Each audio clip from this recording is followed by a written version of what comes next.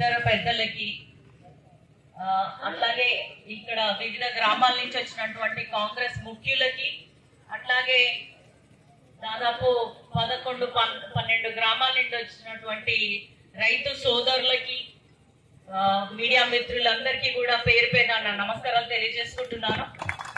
ఏ ఎలక్షన్కి వెళ్ళినా కూడా దేవాదుల సృష్టికర్త, అపర భగీరథుడు అని పేరు ఎందుకు వచ్చిందో నా చిన్నతనంలో అది phase 1 phase 2 అయింది కాబట్టి నాకు అవగాహన లేదు.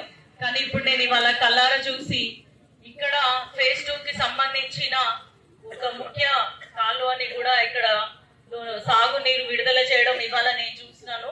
కాబట్టి ఇక్కడ ఇంత ఎత్తైన ప్రాంతంలో, ఇక్కడ ఇంతకుముందు అన్నగారు చెప్పినట్టు ఎడారి ప్రాంతం లాగా ఉంటుంది, ఇక్కడ నీళ్లు రావట్లేదు అన్న గ్రామాల్లో కూడా నీరు వచ్చే విధంగా ప్రయత్నించినటువంటి మన ఎమ్మెల్యే గారు నిజంగా కూడా ప్రజల శ్రేయస్సు కొరకు, రైతుల సంక్షేమం కొరకు, రైతులు 2 పంటలే కాదు ఇంకా అత్యధికంగా కూడా పంటలు వేసుకొని దిగుబడి తెచ్చుకొని సస్యశ్యామలంగా ఉండాలి అన్న ఉద్దేశంతో నీరు పారుదల చేసినందుకు మీ అందరి తరఫున కూడా నేను హృదయపూర్వకంగా నమస్కారం తెలియజేసుకుంటున్నాను.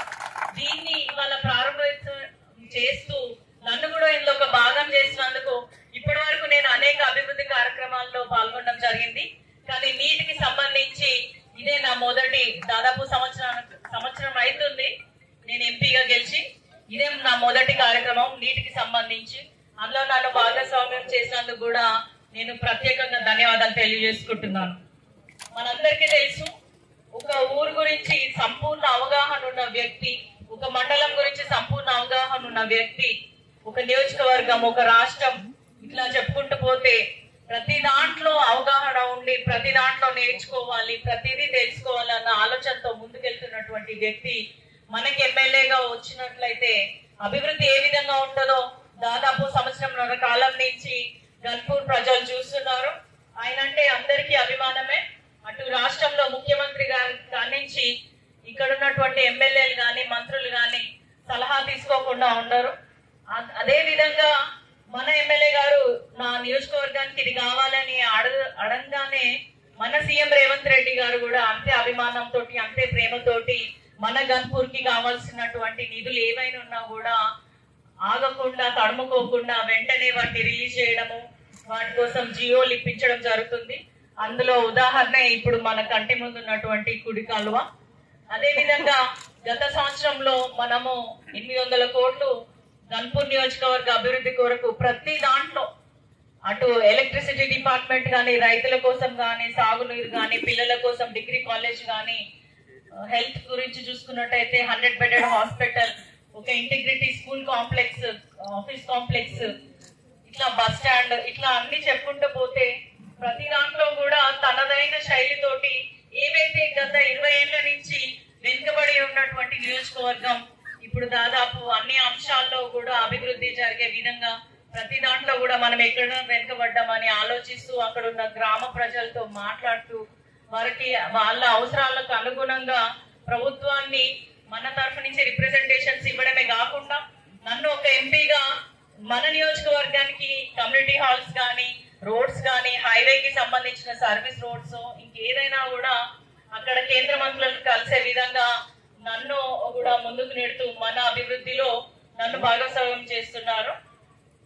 ఇప్పటికీ కూడా ఇంతకుముందు ఒక అన్న అన్నాడు, ఒక రోజు కూడా నిజంగా ఇంట్లో ఉండడు. మా చెల్లి అమెరికా నుంచి వచ్చినా ఉండడు, లేకపోతే ఇంట్లో పెద్ద ఫంక్షన్ అయినా ఆయన ఉండడు. ఆయనకి ఎంతసేపు అందరూ అనుకుంటారు నా కోసమే ఆలోచిస్తాడు అనుకుంటాడు, కానీ గన్పూర్ కి ఒక తండ్రిగా మీరందరూ కూడా ఆయన పిల్లల్లాగానే భావిస్తున్నాడు. కాబట్టి అహర్నిశలు మీకోసం ఆలోచిస్తూ తన హెల్త్ గురించి కూడా ఆలోచించకుండా ఈ వయసులో కూడా పరిగెడుతూనే ఉంటాడు. నేను కూడా మీ అందరితోటి ఒక్కటే అనుకుంటాను, ఎవరైతే బాగా పనిచేస్తారో ఖచ్చితంగా వాళ్ళు ప్రజల మధ్యలో ఉండాలి. అది రిటైర్మెంట్ అనేది దేవుడు రిటైర్మెంట్ ఇవ్వాలి తప్ప మనం రిటైర్మెంట్ తీసుకోవద్దని నేను బలంగా నమ్ముతున్నాను. మీరు కనుక ఆశీర్వదించి మా వెంట ఉంటే మీ సేవ చేసుకునే అదృష్టం, మీ అన్న రాంబాబు అన్న అంటున్నాడు, మీరు మమ్మల్ని గుండెల్లో పెట్టుకోవడం కాదు, మీకు సేవ చేసే అవకాశాన్ని మీరు మాకు కల్పించినందుకు మేమే మీకోసం అహర్నిశలు కష్టపడతాము. మీకోసం ఎప్పుడు కూడా మా ఇల్లు టీచర్స్ కాలనీలో ఇల్లు ఎప్పుడు కూడా గేట్లు తెరిచే ఉంటే ఏ సమయంలో అయినా వచ్చి మీరు మాట్లాడొచ్చు. వేరే చోట ఏదో అడ్డంకులు ఉన్నట్టు మా దగ్గర ఉండవు. నేరుగా మీరు వచ్చి మీ సమస్యను చెప్పుకోవచ్చు. అందుకు నన్ను కూడా ఇంట్లో ఒక టీచర్ ఉన్నట్టే ప్రతిరోజు ఇంట్లో ఉండడం కాదు, కిందికి వచ్చి అందరినీ కలవాలని చెప్పి ఎప్పుడు నన్ను కిందికి పంపిస్తా ఉంటాడు. నాతో పాటు చాలా మంది సాటర్డే సండే వచ్చింది, ఆదివారం శనివారం వచ్చింది అంటే రిలాక్స్ అవుతున్నారు. కానీ మా ఇంట్లో అట్లాంటి పరిస్థితి ఉండదు. ఆదివారమే ఎక్కువ ప్రోగ్రామ్స్ ఉంటాయి. కాబట్టి మీ అందరికి ఏం చెప్తున్నా అంటే రానున్న రోజులలో కూడా గతంలో ఉన్న ఎమ్మెల్యే ఏం చేశాడు, ఇప్పుడున్న ఎమ్మెల్యే ఏం చేస్తున్నాడు అనేది మీ కంటికి కనిపిస్తుంది. మీరందరూ కూడా మీ మనసు చెప్పింది విని రానున్న లోకల్ బాడీ ఎలక్షన్స్ లో ఏ ప్రభుత్వం అయితే బాగుంటది, ఎవరైతే బాగా అభివృద్ధి చేస్తారు అనేది మీరు నమ్మినాకనే ఓటేయాలని మీ అందరినీ కోరుకుంటున్నా. రానున్న 4 ఏళ్లలో కూడా ఖచ్చితంగా గన్పూర్ని ఇంకా ఉన్న 7 నియోజకవర్గాల్లో ఒక ఎంపీగా నాకు స్టేషన్ గన్పూర్ కి అధిక నిధులు ఇవ్వడం జరుగుతుంది ప్రతి సంవత్సరము. కాబట్టి ఈ రోజు ఇక్కడ మీ అందరినీ కలుసుకొని రానున్న రోజులలో కూడా ఇంకా అనేక అభివృద్ధి పథకాలు మీ ముందుకు తీసుకొస్తాము. సంక్షేమ పథకాలు అన్ని కూడా అందరికీ చేరే విధంగా ప్రయత్నిస్తామని తెలియజేసుకుంటూ, చాలా మాట్లాడాలనున్నా ఎండ బాగా కొడుతుంది కాబట్టి మీ అందరి దగ్గర మరోసారి మళ్ళీ కలుస్తాను. మరోసారి కూడా మీ అందరికి ధన్యవాదాలు తెలియజేసుకుంటూ, అందరం బాగుండాలి, అందులో మనం ఉండాలని నమ్మాలి మనము.